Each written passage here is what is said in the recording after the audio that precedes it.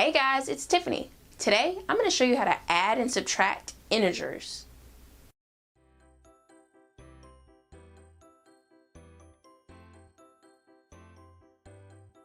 Adding and subtracting integers. I'm going to start off by showing you how you're going to add integers. There's two methods that are typically taught. The first method that I'm going to point out is using the absolute value. When you use the absolute value to add integers, you want to keep in mind two rules, okay? If the signs are the same, you need to add the absolute values of the numbers that you have and keep the sign the same. The other rule you need to remember is if the signs are different, you want to subtract the absolute value of the two numbers and take the sign of the larger absolute value. I know that sounded like a lot. Don't worry, I'm going to go through examples and I'm going to show you how to solve how to add the integers using method number 1 and method number 2, which is this. When you're using method number 2, you're just going to use a number line. That's actually my preference. I'll explain why I like that method a little better, but of course the choice is yours. You can solve the problem however you want to. It really doesn't matter as long as you get the right answer. And the way you're getting the answer is not by cheating. So method number 1 or method number 2, whichever you want, is cool. Example number 1. We have 4 plus negative 7. First, I'm going to solve this using the absolute value method. If you remember on the last slide, it says that when your signs are different, and in this case they are because I have a positive 4 and I have a negative 7, these parentheses help separate your sign, your addition sign and your negative sign for the 7, so it looks a little more clear instead of seeing two signs touching. Sometimes that can look a little confusing, even though it wouldn't be incorrect to have two signs touching, but it just makes the problem look a little clearer. So you're going to see it like this a lot of times when you're in your book or on a worksheet. But anyway, if you remember, the rule says when the signs are different, you're going to subtract the absolute values of the numbers, and your answer is going to take the sign of the largest absolute value. So, I need to subtract these two numbers. I need to put the number on top that has the largest absolute value. If you don't know how to find the absolute value of a number, you need to go check out my intro to integers video. It talks about absolute value in there. I'm going to assume you know what absolute value is at this point, so I'm going to move kind of quickly with it. The absolute value of 4 is 4. I'm going to write it underneath just for clarifications. And the absolute value of negative 7 is 7. So I'm going to subtract these two numbers, 7 and 4. And I'm going to get 3. The rule says that the number with the largest absolute value is going to determine the sign of my answer. The number that had the largest absolute value was the negative 7. The negative 7 is negative, so that means the answer is going to be negative. So the absolute value method gives you an answer of negative 3. The number line method will also give us an answer of negative 3, but we're just going to take different steps. I'm going to start with a 0 on my number line. When I'm working with the number line method, I'm gonna remember that this is really a sentence, okay? This sentence tells me something. This is saying I had 4 of something, and the plus sign is like saying, and then something else happened, which was brought on, okay? That's like what that plus sign says. And then something else happened, and what else happened was 7 was taken away. Okay, so that's exactly what this sentence says. It says there's 4 of something, and then something else was brought on, which was 7 was taken away. So, I'm going to start with 4 on my number line. Or I should say, I'm going to start at 4. So I'll go over to 4.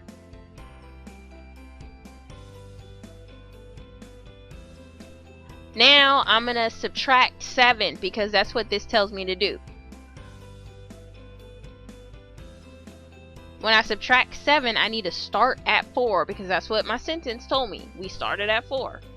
If you remember, whenever you subtract or get lower in value on a number line, that means always go to the left.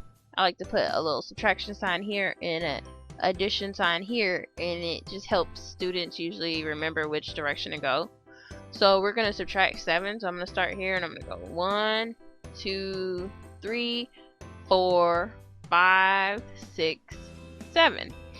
So this point directly to the left of the 0 is -1, this point is -2, and this point is -3.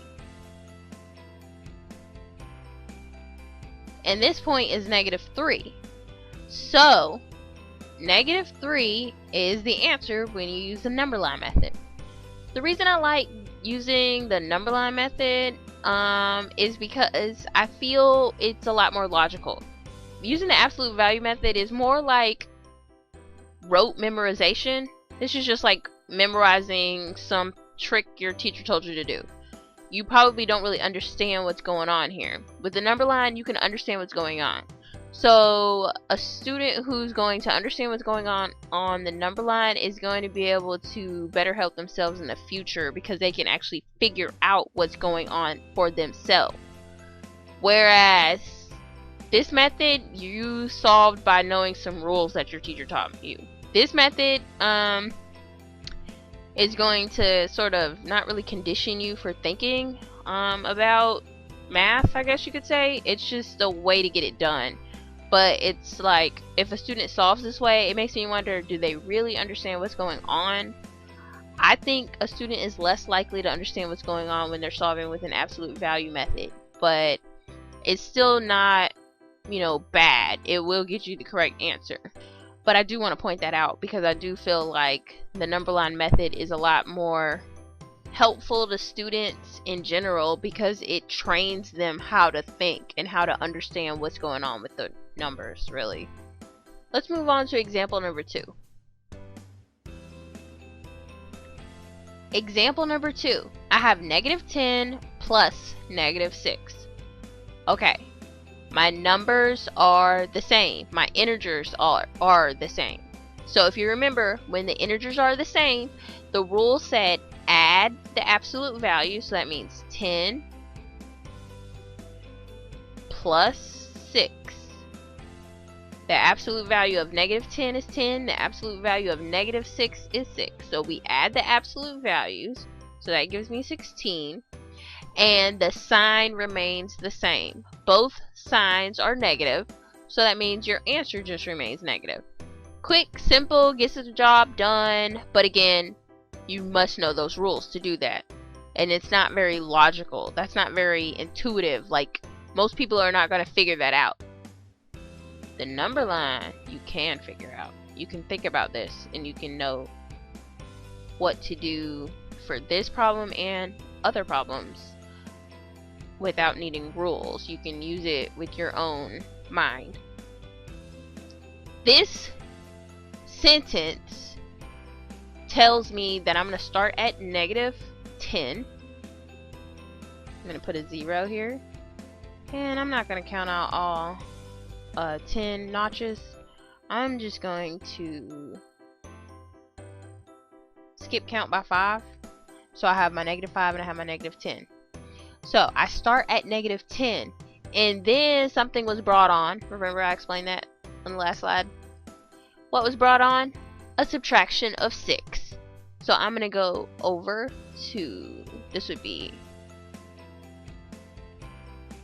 -15, and one more would be here. Because a subtraction of 6, remember when we subtract, we go to the left on the number line, and when we add, we go to the right on the number line. So a subtraction of 6 would leave me here at -16. So you get the same answer, but this is more sensible, I guess you could say. Let's move on to example number 3. Example number 3. We have -2 plus 9. There's no parentheses this time, and that is no problem. The reason there's no parentheses is because we didn't have two signs that we're going to end up touching. Before, on the last problem, we had, here I'll go back one. On the last problem we had a plus sign, and it would have been touching directly next to a -6, which could get a little confusing looking. You're like, oh, I have an addition sign and then I have a subtraction sign or a negative sign right after. That may look kind of confusing. Don't worry about it. If you have a problem that doesn't have that, most of the time you're not going to see a parentheses written around it. If you have a problem that does not have two signs that are going to touch, you're not going to see parentheses written around that second number. So let's go back to number 3. Okay, let's solve using the absolute value method. Well, we have to look at our signs. We have a -2 and a +9. The signs are different. The rule says that when the signs are different, you need to subtract the absolute values. The absolute value of -2 is 2. The absolute value of 9 is 9. 9 minus 2 is 7. The sign takes the sign of the number with the largest absolute value. The 9 has the largest absolute value, and the sign of this 9 is positive. So that means this is just going to be a regular +7. Now I'm going to use the number line method. Draw my plus sign in. I'm going to start at -2. So here's my 0. Start at -2. And then something's going to be brought on. What's going to be brought on is going to be 9. Because there's not a sign with it, that means it's a +9. You're going to add 9. So what's going to be brought on? 9 more. Okay, so that means we're adding. It means we're going to the right. So we're going to go up 1, 2, 3, 4, 5, 6, 7, 8, 9. Let's see where we've ended. This is not 0.9 because we are not at, the mark 9 on my number line because we started 2 over. So we have to see where we are. This is 1, 2, 3, 4, 5, 6, 7. We're at 7. So the answer with the number line method is also 7. Let's move on to subtracting integers. There's also 2 methods for subtracting integers. They are not the same as adding. The first method is to add the opposite, and the second method is to use the number line. The number line method is the same, but the method number 1, they add the opposite, that part is different. Let's jump into example number 4. Example number 4. We have 8 minus -2. When adding the opposite, this means you will rewrite the problem, except instead of writing a subtraction sign, you're going to change it to an addition sign, and you're going to write the opposite of your second number. In this case, my second number is -2. The opposite of -2 is +2. Now you solve like a regular addition of integers problem. 8 plus 2 is 10. So the answer is 10. Now I'm going to use the number line method. Draw my number line. And I'll add 2 with the number line method. Although I do like it more, I do not draw number lines. I usually do that step in my mind. I understand, which direction I'm going to be moving, so I just think about it and figure it out in my head. I don't actually draw a number line. But I'm still drawing them here for you guys so you understand the basis of my thought process when figuring it out. I'm going to start with 8. So here's my 0. 1, 2, 3, 4, 5, 6, 7, 8. I'm going to subtract. That means come to the left of -2. Here's where it gets a little tricky. Whenever you are going to subtract, but then the number that you're going to subtract is a negative number, that negative number tells you to reverse your direction. You can think of the negative sign as saying change direction. So start off with saying subtract. That means we're going to go this way, but then it's like, oh no, we're going to reverse that. That means go back this way. Okay, so it's like 9, 10. So we end at 10. So it's the same. We get the same answer. +10.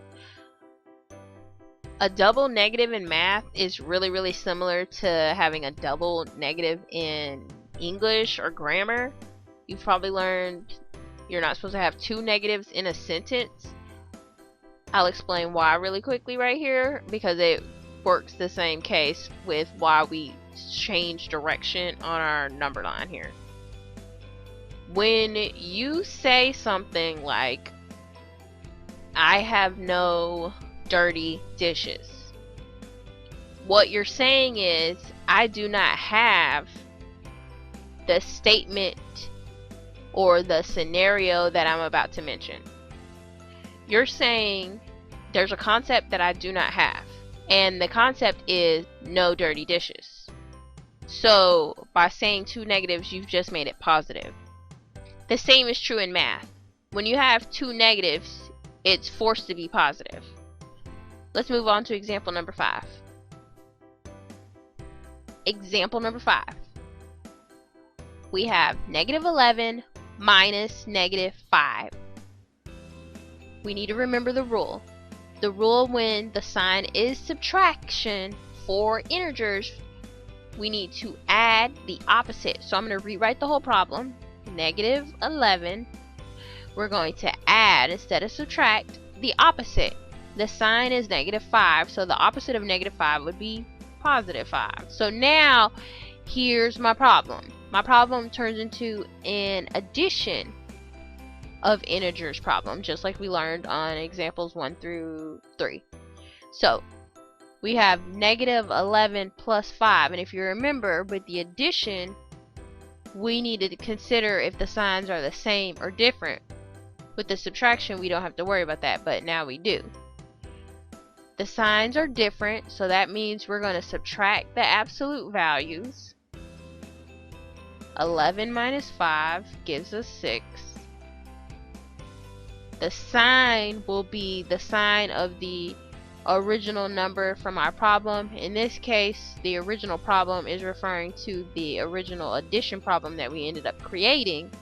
So the 11 was the number with the largest absolute value. The sign here is a negative sign, so the answer is -6. Here's why I do not care for using the rules method of just memorizing if the sign is positive, if the sign is negative, because you end up having to know several rules to do one problem. We had to know the rule for subtraction, which was add the opposite, which ended us with a new problem of -11 plus 5. So now I need to know the rules for addition, which say when the signs are negative you need to subtract and the sign becomes the sign of the largest absolute value. That becomes a trick for a lot of students right there, because they want to say the sign of the original number, which may be from this problem. And to be honest, a lot of students mess that up, because when it's time to pull the sign for your answer, students want to go back to the original problem, when in that case that's not where you'd go back to. You'd only go back to the addition problem that you just created. So it's sort of like 2 steps in one. You're doing the rules for a subtraction problem to get an addition problem, and then you have to do the rules for the addition problem to get your answer. To me that can be a little lengthy with the rules. It's a lot of just memorization. Again, the number line is more logical, easier to solve, more sensible to me. I like this better. But the adding the opposite method is certainly not wrong, and if that's what works best for your mind, please feel free to use it. That's why I'm showing both examples. However you like is fine. -11, that's where we're going to start. So we're going to be down here somewhere. And then we're going to subtract. That means we're going to go this way. -5. Remember, 2 negatives tell me to reverse. So I was going to subtract, but that negative had me reversing again. So now I'm going this way. 5. 1, 2, 3, 4, 5. What space would this be? It's -6. So the answer with my number line method is also -6. Let's move on to example number 6, the final example. Example number 6. I have negative 12 minus 7. I need to add the opposite. So I need to rewrite this as negative 12 plus, because I'm adding the opposite. This is a positive 7. I know it's a positive 7 because there's not a parentheses with like another number sign in here, like a negative sign or something. So I have minus 12 plus negative 7. I'm going to add parentheses so it's a little clearer for me and it doesn't just look like a plus sign next to a subtraction or a negative sign. Now I need to remember the rules for adding integers. My signs are the same, so that means I'm going to add the absolute values. 12 plus 7 is 19, and my sign remains the same, so it's negative 19. Let's use the number line method over here.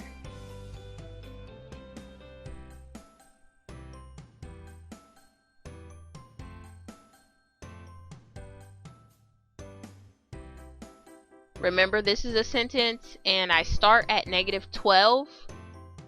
That's where I'm starting, and I know negatives are going to be to the left of my 0. And then I'm going to subtract 7. Remember, when we subtract, we move this way. There's not a double negative sign like a subtract minus 7, which would have me reverse. So I'm only going to the left. When I subtract 7, I need to count 7 notches to the left. 1, 2, 3, 4, 5, 6, 7. Let's see where I am. This is 12. 13, 14, 15, 16, 17, 18, 19. 19.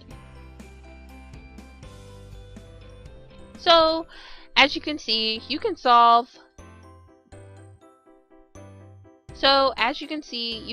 any of these addition or subtraction problems using either the absolute value method, the add opposite method, or the number line method, and you're going to get the correct answer every time.